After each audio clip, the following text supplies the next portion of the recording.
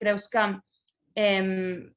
amb el poder de les xarxes, amb el poder que s'ha vist a partir d'aquests moviments, aquests teixits col·lectius, encara que siguin virtuals, hi ha alguna manera d'entrar en aquest món adult, entrar en aquestes polítiques juvenils, fer algun tipus de canvi, ja no des de la qüestió més activista, sinó institucional?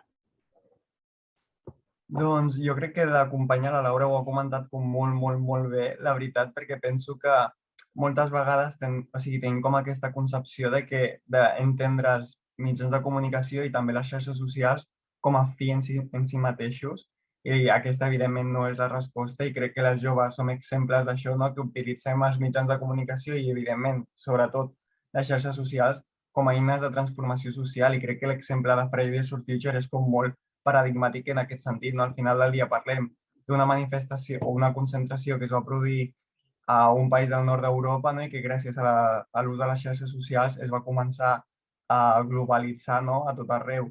Aleshores, sí, o sigui, crec que és molt complexa aquesta dinàmica perquè al final, de nou, amb tot el tema de l'estigmatització del col·lectiu jove i de la invisibilització del nostre col·lectiu, és molt complicat, no? Com aconseguir visibilitzar i valorar com la feina que fem a través d'aquests espais, sobretot a lo millor perquè com els adults no estan en aquests espais no ho entenen ben bé, no? I tampoc no agrada gaire, no? El no tenir control sobre espais on no participa un, no?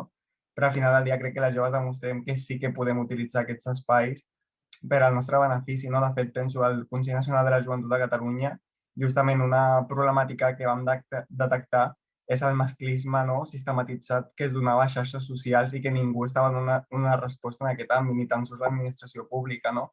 I per això vam fer la guia d'un follow violències masclistes, no? On vam aconseguir, no? A través de recomanacions, xerrades i moltíssimes eines, garantir que les joves, especialment les dones joves, no? Puguin tenir eines, no? Per poder tenir espais segurs també a les xarxes socials de la mateixa manera, perquè al final són fonamentals, al igual que espais físics, no? A la vida no telemàtica.